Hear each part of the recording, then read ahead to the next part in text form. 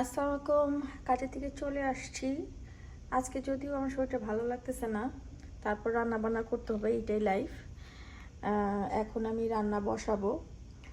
আর আজকে তো রাত্রে খাবে, কালকে সারাদিনও খাবে, এই জন্য রান্না বসাবো। আর আজকে আমি সব রান্না করবো আমার বাগানের জিনিসপত্র দিয়ে। দেখার জন্য সাথেই থাকুন। আমি আজকে দুই ধরনের শাক রান্না করব। এইখানে আছে আপনার ডাঁটার শাক, তার সাথে একটু কলমি শাকটাকেও সাথে আছে। আমরা সকালবেলা উঠিয়েছি, আমি আর আমার হাজবেন্ড। আমি এখন সিদ্ধ বসিয়ে দিব লবণ দিয়ে। এটা সিদ্ধ হওয়ার পরে আমি পেঁয়াজ, কাঁচামরিচ আর রসুন দিয়ে বাগার দিব। আমি দিয়ে দিচ্ছি একটু লবণ দিলে এটা তাড়াতাড়ি সিদ্ধ হয়ে যাবে। আর একটু আমি ঢেকেও দিব, আর কিছুই এখন দিব না। আর আমি রান্না করব লাউ শাক, সেটাও আমার বাগানেরই। দেখুন আমার শাকগুলি কত কম হয়ে গিয়েছে। এটা আর একটু সিদ্ধ হবে এবং আরও কমবে। তারপরে আমি পেঁয়াজ আর রসুন দিয়ে বাগার দিয়ে দিব। এখন নাড়া দিয়ে আর একটু ঢেকে দিচ্ছি। আমার শাকটা হয়ে গিয়েছে, আমি এখন বাগার দিয়ে নিব। আমি দিয়ে দিচ্ছি পেঁয়াজ কুচি, রসুন কুচি, দিয়ে দিচ্ছি কাঁচামরিচ। একটু হয়ে আসলে তারপর শাকটা একসাথে মিক্স করে দিয়ে হয়ে যাবে। আর কতগুলি শাক দিয়েছিলাম, কতটুকু হয়ে গিয়েছে। আমার পেঁয়াজ রসুন ভাজা হয়ে গিয়েছে, এখন শাকটা এটা দিয়ে ভেজে নেব। পেঁয়াজটা একটু আস্তে আস্তে থাকবে, ওটা অনেক ভালো টেস্ট আছে।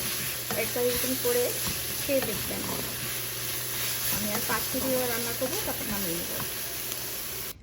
আমি রান্না করবো চাপিলা মাছ। এই যে দেখেন গোড়া চাপিলা, এখানে আমি সুন্দর করে ধুয়ে নিয়েছি। অ্যাকচুয়ালি এই মাছটা লেকে থেকে ধরা, দেশি চাপিলা না, কিন্তু এখানে লেকে এই মাছটা পাওয়া যায় দেখেন। কিন্তু খেতে পুরা বাংলাদেশের চাপিলার টেস্ট। আমি শুধু টমেটো আর পেঁয়াজ দিয়ে ভুনা করব। এখানে আমি মশলা, আদা রসুন, হলুদ গুঁড়ো, মরিচ গুঁড়ো, ধনিয়া গুঁড়ো, টমেটো এগুলি দিয়ে এখন আর সরষের তেল দিয়ে মেখে তারপরে মাছগুলি দিয়ে দিব। দিয়ে তারপর আমি অল্প হাত মাখা পানি দিয়ে বসিয়ে দিব, একদম চটচড়ি হবে। আমার পেঁয়াজ মশলা মাখানো শেষ, এখন আমি চাপিলা মাছ দিয়ে দিয়েছি। এটা দিয়ে আমি আলতো করে মাখাবো, মানে এটা বেশি চটকায় মাখানোর কিছু নাই। আর আমি মাখানো শেষ, এখন অল্প পানি দিব, হাত মাখা, এইটুক পানিতে আমার হয়ে যাবে। আমি গুঁড়া মাছ বসিয়ে দিয়েছি, এখন আমি যে ঢাকনা দিয়ে ঢেকে দিচ্ছি। এটা হতে বেশি বড় 10 মিনিট লাগবে। এটা যখন একদম হয়ে আসবে, আমি কাঁচামরিচ আর ধনেপাতা দিয়ে নামিয়ে নেব। আমার চাপিলা মাছটা হয়ে গিয়েছে, আমি ধনেপাতা আর কটা কাঁচামরিচ ছিঁড়ে দিয়ে দিলাম। আমি এটা এখন একটু নেড়ে চেড়ে আমি জাস্ট 2 মিনিটের জন্য রাখবো, যেন ধনেপাতা আর কাঁচামরিচের স্মেলটা ভিতরে যায়। আর সরষের তেল দিয়ে রান্না করাতে ভাই এমন স্মেল আসতেছে, ক্যামেরার পাশে তো আপনারা দেখতেছেন না, মন প্রাণ জুড়ে যাচ্ছে। আমি ঢেকে দিয়ে 2 মিনিট রান্না করব। আমি রান্না করে নিব এখন ডাঁটা দিয়ে ইলিশ মাছ। এই ডাঁটা হচ্ছে আমার ক্ষেতের ডাঁটা। আমি মাছগুলি ভেজে নিয়েছি। এখন পেঁয়াজটা একটু ভাজা হয়ে গেলে মশলা দিয়ে আমি একটু কষাবো। আমার পেঁয়াজটা হয়ে গিয়েছে, আমি এখানে দিয়ে দিয়েছি লবণ, আদা রসুন পেস্ট। আর এখন আমি অল্প একটু মশলা দিব। ডাঁটাতে একটু মশলা দিতে হয় না, যেহেতু ইলিশ মাছের সাথে ডাঁটা। ধনে গুঁড়ো, মরিচ গুঁড়ো, একটু হলুদ গুঁড়ো, আদা রসুন পেস্ট, এই হচ্ছে আমার ডাঁটার মশলা। আমার মশলা কষানো শেষ, এখন দিয়ে দিব ডাঁটাগুলো দিয়ে আমি ঢেকে কিছুক্ষণ কষাবো। তারপরে ঝোলের পানি দিব। আর ঝোলের পানি যখন টেনে আসবে তখন আমি মাছগুলো দিয়ে দেবো। আমার ডাঁটা কষানো হয়ে গিয়েছে। যেহেতু আমাদের শাক ছাড়া নিজের বাগানের ডাঁটা, সেটা সিদ্ধ হতে তো সময় লাগবে না। আমি একটু পানি দিব, একটা বলক আসলে আমি ইলিশ মাছ দিয়ে দিব। আমার ডাঁটা অলমোস্ট হয়ে গিয়েছে। আমি এখন ইলিশ মাছগুলি দিয়ে ঢেকে দিয়ে আর 10 মিনিট রান্না করবো, তাহলে আমার হয়ে যাবে ডাঁটা ইলিশ মাছের তরকারি। আমার ডাঁটা রান্না হয়ে গিয়েছে। আমি কিছু ধনেপাতা আর কাঁচামরিচ দিয়ে 1 মিনিট রেখে তারপরে নামিয়ে দেব। আমি রান্না করবো এখন লাউ ডাল ও পেঁয়াজ দিয়ে দিয়েছি। এখন আমি ডাল দিয়ে সব মশলা দিয়ে কষিয়ে নেব, তারপর আমি লাউটা দিব।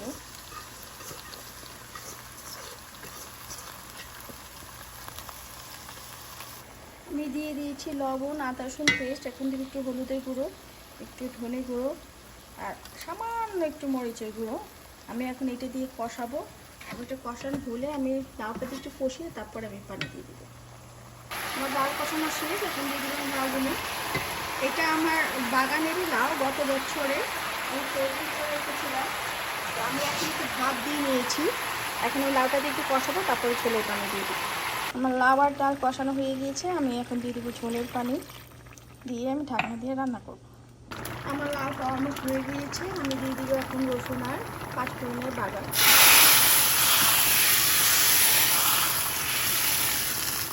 এরকম একটা সাউন্ড না হলে নাকি বাগারই বাড়ি। যেটা অল্পক্ষণ রান্না করবো, তারপর আমি নামিয়ে নেব। আমার লাউ হয়ে গিয়েছে, আমি দিয়ে দিই এখন ধনেপাতা কুচি আর কাঁচামরিচ। লাউ যদি ধনেপাতা না দেন তাহলে তো লাউ কোনো টেস্টই আসবে না। আর বাগার দেওয়াতে এত সুন্দর স্মেল হয়েছে, আপনারা তো ওইখান থেকে পাচ্ছেন না, তাই বুঝতে পারবেন না। এখন আমি লাউটা নামিয়ে নেব। দিয়ে দেবো আমি চিংড়ি মাছ। আমি এখানে সব মশলা দিয়ে দিব। এটা হচ্ছে ধনে গুঁড়ো, হলুদ গুঁড়ো, সামান্য মরিচ গুঁড়ো। এখন আমি অল্প এটা কষিয়ে দিব। আমার চিংড়ি মাছ কষানো শেষ, এখন আমি দিয়ে দিচ্ছি লাউ শাকগুলি।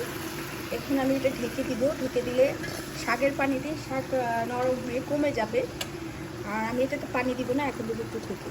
আমার লাউ শাকটা হয়ে গিয়েছে, এখন কতগুলি শাক বসিয়েছি, কতটুকু হয়ে গেছে, এখন আমি নামিয়ে নেব। আর আজকের মতো রান্না বান্না শেষ। আমি রান্না করেছি এখানে ডাঁটা দিয়ে, ইলিশ মাছ দিয়ে।